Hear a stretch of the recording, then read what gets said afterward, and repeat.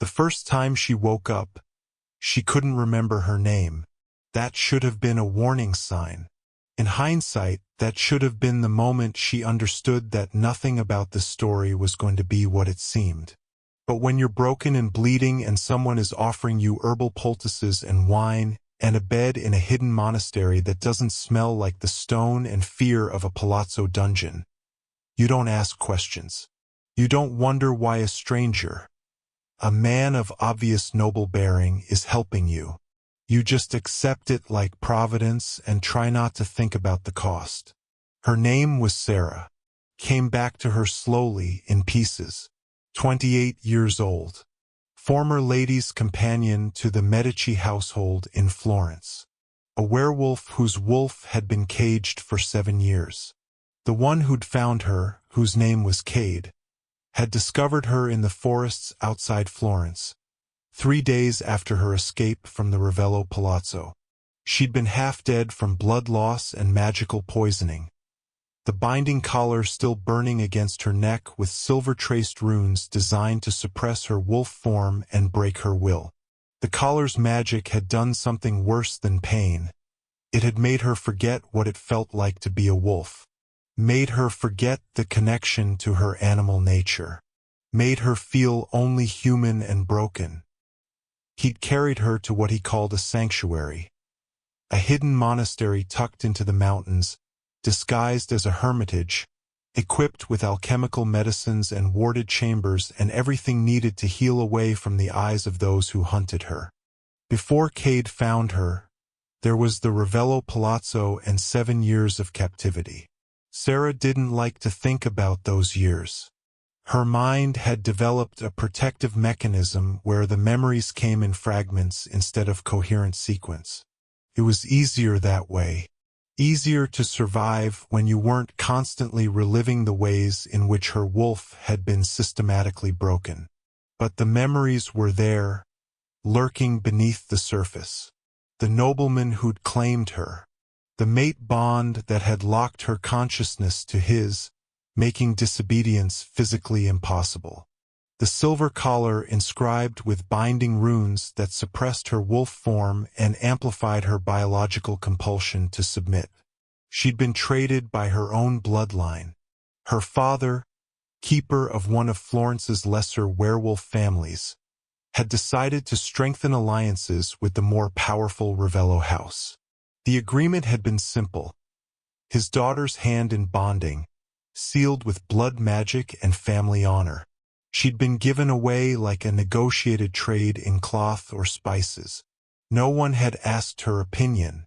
The bonding ceremony had been brutal and public, conducted in the estate's great hall in front of both human servants, who saw only a noble wedding, and supernatural beings who understood the darker magic being performed.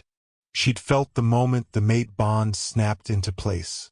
A consciousness that wasn't her own suddenly sharing her mind, suddenly demanding obedience at a biological level. The sensation had been like drowning, like having another being's will embedded directly into her nervous system. Every instinct to resist had triggered physical agony. Every attempt to assert herself had met with the bond's overwhelming demand for submission. His name was Crace. He was a cadet of the powerful Ravello bloodline. Handsome in the way aristocrats often are, with cold eyes that believed werewolves were meant to be possessed, not partnered. His wolf was violent and controlling. She could sense it through the bond, a predatory consciousness that wanted nothing more than to dominate and break her. She'd tried to resist. In the early days she'd fought the bond, fought the collar, fought the constant humiliation of being treated as a possession instead of a person. She'd begged to see her family. She'd tried to maintain some shred of her wolf's consciousness. But Crace had enjoyed breaking her. The more she fought, the more he exercised his dominance over the bond. He'd force shifts on her, making her transform against her will through the mate bond's compulsion, and then laugh as the binding collar's magic burned through her wolf form, forcing her back to human shape in agony. By the time she'd managed to escape, using servants' passages she'd mapped obsessively, stealing a horse from the stables, abandoning her silk gowns for rough linen. Her wolf had become almost unreachable.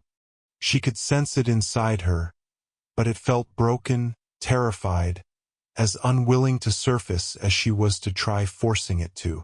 7 years of having her wolf tortured had left scars that went deeper than flesh. The escape itself was a desperate blur of survival and fear. She'd ridden through the night, heading toward the Apennines, the magical collar burning against her neck as she tried to shift forms, and the runes resisted her transformation. The binding magic had weakened her wolf over years of use until her form refused to come, leaving her trapped as human when she most needed to be predator. She'd collapsed beside a mountain stream on the 3rd day, her horse long abandoned, her body poisoned by the collar's lingering magic. She'd been half dead, bleeding from where the silver runes had begun to eat through her skin, when he'd found her. Kade had appeared like something sent by divine providence. A tall figure moving through the forest with predatory grace, kneeling beside her with an expression of genuine concern in his voice. "What happened to you?"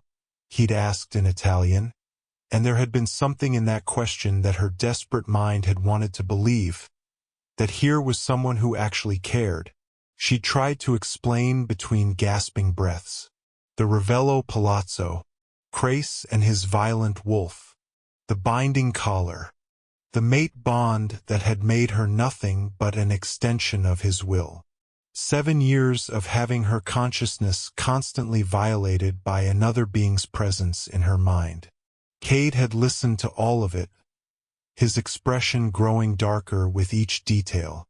When she'd finished, he'd said, "You're going to be safe now. I promise you. Whatever was done to you, that's finished. There's a sanctuary in these mountains. A place where werewolves like you can heal. Where no man owns you. Where you can remember what it means to have your own wolf back." She'd wanted to believe him.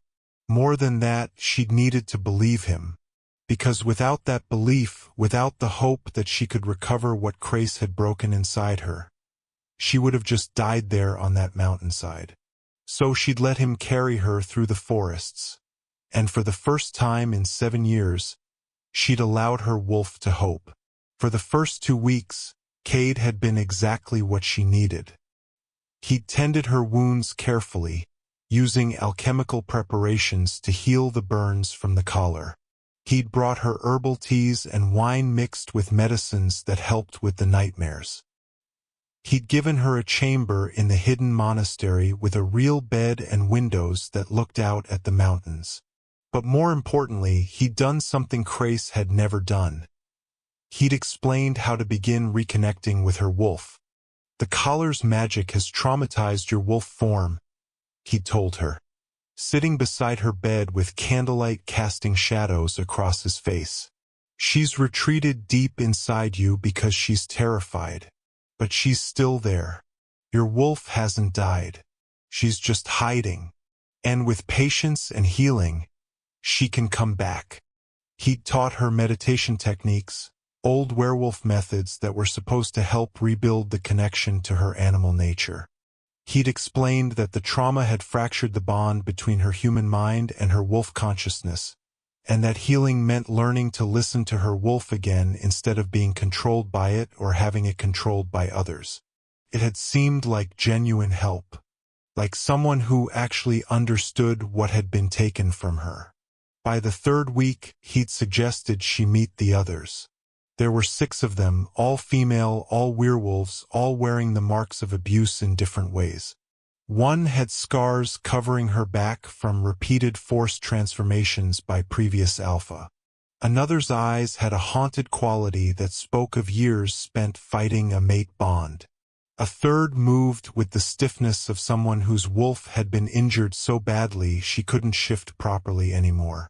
They lived in a larger facility about 5 miles from the monastery, a compound that Kade said had been built on a site of ancient power, where the veil between human and werewolf worlds was thin, It was warded with both physical defenses and magical barriers designed to keep the inhabitants safe from the world outside. "These are my charges," Kade had said when introducing her, his hand resting possessively on her shoulder. The word charges should have registered as possessive. She should have noticed that he called them his charges instead of his residents or even just women. But she was still healing, still learning to trust, still desperate to believe that someone, somewhere, had saved her out of genuine kindness and not ulterior motive. The other females welcomed her with a mixture of warmth and cautious understanding. They showed her where to sleep, how the sanctuary operated, what the daily routines were. They told her about their own escapes from the Puzzy family, from minor nobility in Venice, from werewolf alphas who'd collected females like trophies. And slowly, Sera began to feel something she hadn't felt in years. Community. Sisterhood. The sense that she wasn't alone in her suffering. Kade would visit every few days, always bringing supplies, wine, spices, alchemical medicines, fine cloth. He'd check on each female individually, asking about their healing, their progress, their dreams for the future. He'd sit with Sera and listen to her talk about her life before the palazzo, her childhood in Florence, her position as lady's companion, the freedom she'd had, the woman she used to be. "You're going to get back to that," he'd promised, taking her hand. "You're going to heal completely, and you're going to understand what it means to have real power. Not power over others, but power over yourself. Your wolf is going to be yours again." She'd believed him. God, she'd wanted to believe him so badly. But her wolf, the part of her that was animal instinct and primal truth, had started sending warnings she was too traumatized to hear. It started when Sera tried to transform. After 2 weeks of Kade's meditation exercises, she'd felt her wolf stirring. There was still pain, still fear, but something underneath had awakened. She'd gone to a private chamber in the sanctuary, locked the door, and tried to shift. The transformation had started, bones beginning to move, senses beginning to heighten, when she'd hit an invisible barrier. The wards surrounding the sanctuary had activated, and they'd stopped her mid-shift. The pain had been indescribable. She'd been caught between forms, half-human, half-wolf, with magical barriers forcing her back into human shape in agony. She'd collapsed on the floor, screaming, and Kade had found her there. He'd helped her back to her chamber, tended to her injuries, and explained that she wasn't ready to shift yet, that the trauma was too recent, that forcing a transformation before she'd fully healed would damage her wolf irreparably. "The wards are here to protect you," he'd explained, his voice patient and kind. "They prevent any supernatural being from entering or leaving without my permission. They also prevent uncontrolled transformations that could harm you. Once you're fully healed, I can lower them for you. But right now, they're keeping you safe." She'd accepted his explanation. It had made sense. Partially. But her wolf, still terrified, still traumatized, had understood something Sera's conscious mind hadn't. The wards weren't to protect them. They were to contain them. Over the next weeks, Sera started seeing things that didn't fit the narrative Kade had constructed. She noticed that the female whose wolf was most severely damaged never tried to transform anymore. She'd simply accepted that her wolf was gone. Kade had told her it was a mercy, that accepting the loss was part of healing. Sera noticed that whenever Kade visited, he'd take one of the females into a private chamber for hours. When they emerged, something had changed in them. They were more compliant, more accepting of their situation, more convinced that their only hope for safety was to remain in the sanctuary under Kade's protection. She noticed that the females who asked questions, who wondered if there might be other options, other places, other possibilities, were the ones who ended up most damaged by those private sessions. And she started noticing the records. Kade kept meticulous documentation of each female's progress. Sera found her file one afternoon, left carelessly on a table. The notes made her blood run cold.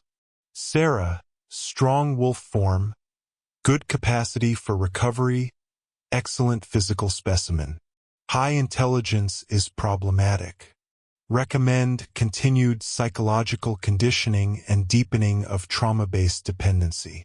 Has potential for high-value trafficking once properly broken. High-value trafficking. The words had frozen her blood. Sera had spent 3 days in shock before she'd managed to act. She'd broken into Kade's private study, a violation of the sanctuary's rules, but necessary, and found the documents that explained everything. Ancient contracts written in Latin, discussing the transfer of werewolf females between houses of power. Modern documents discussing inventory management and optimal conditioning periods.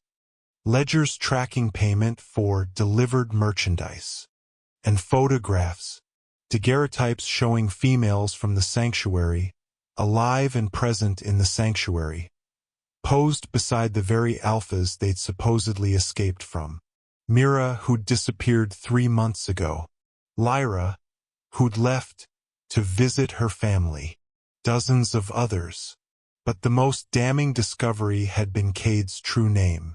He wasn't just a rogue alpha. He was Kade Ravello, a blood relative of the family that had enslaved her. He was part of the same network that had created the system of trafficking werewolf females between powerful families. And his operation was sophisticated. He'd found broken females, those who'd escaped abusive alphas, and he'd used their desperation against them. He'd offered them healing, community, safety. He'd helped them begin to reconnect with their wolves.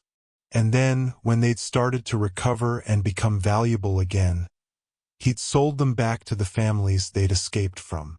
The females weren't being healed. They were being reconditioned. Their trauma was being weaponized, turned into compliance, used to make them more accepting of their captivity. Kade wasn't a savior. He was a facilitator of an ancient, sophisticated system of werewolf exploitation. And the sanctuary wasn't a refuge. It was a processing center. Sera had spent 2 weeks hiding what she knew while her mind raced. She couldn't tell the other females. Not without proof they'd believe. Not without a plan for what came next. Kade had spent months carefully building trust with them, making himself indispensable to their recovery. Going against him meant risking everything. But she also couldn't stay, because she understood now what was coming. In another month or 2, Kade would decide she was processed enough. He'd make contact with a family, maybe the Ravello, maybe another, and she'd be transferred, sold, delivered to a new alpha to be broken all over again. Unless she escaped. But escaping from the sanctuary meant understanding the wards. It meant knowing how they worked. It meant figuring out if she could bypass them long enough to get the other females out. She spent her 2 weeks of hidden knowledge studying everything she could find. She watched how Kade managed the wards. She noticed that they had weak points, moments when he had to lower them temporarily to allow supplies to be brought in. She mapped the sanctuary's layout, identifying blind spots in the magical protections. And she began planning. She would recruit only those females who were strong enough to run, smart enough to understand what was happening, and brave enough to attempt escape. She would gather supplies. She would study Kade's patterns. And then, when the moment was right, she would break the wards and get them all out. She would make the sanctuary's master understand what it felt like to lose control. On the day of escape, Sera saw Kade's true nature fully exposed. She'd told the other 3 females what she knew, shown them the documentation, explained what processing actually meant. She'd told them the plan. She'd asked who was willing to try. 4 had said yes. 1 had refused, too broken to believe escape was possible. 2 others had been too far gone in their conditioning to even understand what they were rejecting. But 4 was enough. When Kade had arrived that morning, something had been different. His expression had been cold in a way it never had been before. He'd looked at the females with an appraising eye, like he was calculating their market value. "I have some very important visitors arriving next week," he'd announced to the gathered females. "Some representatives from prominent families who are interested in acquiring mates for their alphas. We're going to conduct special therapeutic sessions to ensure you're all in optimal condition for introduction." The words had confirmed everything. The healing was over. The evaluation phase had begun. And that's when Sera had made her move. She'd rallied the females who were ready, gathered what supplies they could, and made a break for the wards. Kade had caught them as they were attempting to pass through. And in that moment he'd stopped pretending. His expression had hardened into something purely predatory. His beautiful facade had dropped completely. She'd seen, for the first time, the rogue alpha beneath the carefully constructed persona. "You're making a serious mistake," he'd said, his voice carrying the full weight of alpha authority. "These wards were designed to keep predators out and confused females in. You're not going anywhere. And when I'm finished with you, you'll be begging to accept whatever alpha I assign you to." That's when Sera had felt something shift inside her wolf. For 7 years, she'd been controlled by the mate bond to Crace. For weeks, she'd been psychologically manipulated by Kade's false kindness. She'd been told, again and again, that her will didn't matter, that her resistance was futile, that the only safe choice was to accept domination. But standing in that moment, facing a rogue alpha who tried to recondition her into acceptance, something had crystallized. She was done accepting narratives written by predators. The shift had happened faster than it should have. Sera's wolf, traumatized and terrified though it was, had recognized a threat that needed to be answered. It had surged up through her human consciousness with a primal fury that 7 years of torture hadn't completely extinguished. She transformed mid-sentence, her bones breaking and reforming, her senses explosively heightening. For the first time in 7 years, her wolf form had come fully, completely, without the binding collar to suppress it. She'd been smaller than Kade in his alpha form, her wolf still weakened by trauma, but she'd been faster, more desperate, more willing to fight. He'd shifted to match her, his massive wolf form dwarfing hers, and they'd clashed in the sanctuary's courtyard. The other females had run. Sera had bought them time by holding her ground against a rogue alpha who should have crushed her easily. She'd fought with everything her traumatized wolf had left, using every technique she'd learned about survival and strategy. But mostly she'd fought with rage, with the furious certainty that she was done being prey, done being processed, done accepting the world as predators had defined it for her. She'd escaped the sanctuary with injuries she didn't fully understand. She'd made it into the forest, her wolf pushing her forward even as her human mind screamed in pain. But the danger wasn't finished. 3 days into her flight through the mountains, Sera had smelled them. Other werewolves, pack hunters. The Ravello family had apparently learned that she'd escaped and had sent trackers to retrieve her. They'd understood, with the clarity of predatory families, that a bonded female couldn't simply be allowed to run free. The bond was a claim, The claim required enforcement, so they'd hunted her. Sera had spent 2 weeks running through the Apennines with paranormal forces at her back. The Ravello family's wolves were strong, numerous, and motivated by family honor and the principle that property must be reclaimed. She'd used everything she knew about survival. She'd hidden in caves. She'd waded through streams to mask her scent. She'd transformed and retreated to human form, using her intelligence to outthink pursuers who relied on raw strength. But the family's hunters had been relentless. They understood the mountains. They understood werewolf hunting, and they had numbers on their side. It had been a terrified, desperate flight, and Sera had understood with absolute clarity that there was no real safety anywhere in the werewolf world. She could escape Crace. She could escape Kade.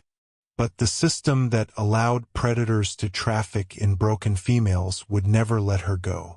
She was marked property, a bonded female who'd rejected her bonds, an affront to family honor that had to be corrected or destroyed.